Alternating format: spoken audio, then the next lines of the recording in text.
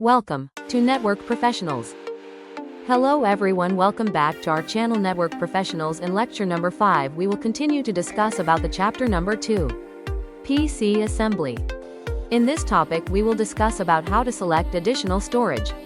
Select a media reader. Several media card formats have been developed over the years, including Secure Digital, SD, Micro SD, Mini SD, Compact Flash, Memory Stick, XD. Choose a media reader based on current and future needs.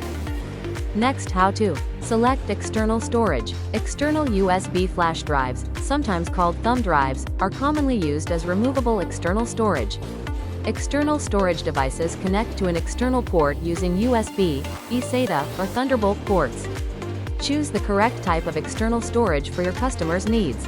For example, if your customer needs to transfer a small amount of data, such as a single presentation, an external flash drive is a good choice. If your customer needs to back up or transfer large amounts of data, choose an external hard drive. Install the cables. Install the front panel cables. A computer case typically has a power button and visible activity lights on the front of the case.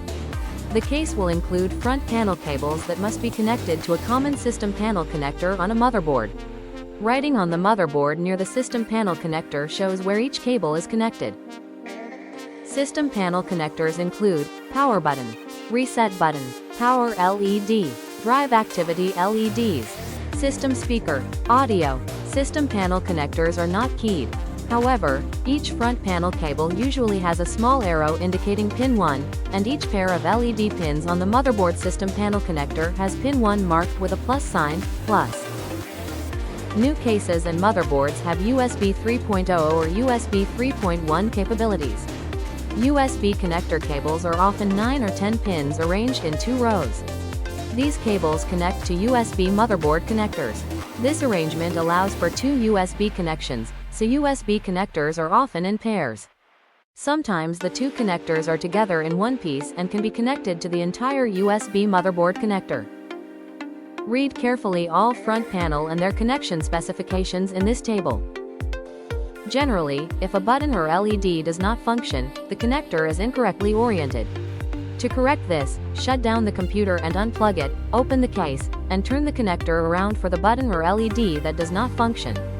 To avoid wiring incorrectly, some manufacturers include a keyed pin extender that combines multiple front panel cables, i.e., power and reset LEDs, connectors into one connector. Installation tip. The panel connector and case cable ends are very small. Take pictures of them to locate pin 1. Because space in the case can be limited at the end of assembly, a part retriever can be used to plug the cables into the connectors.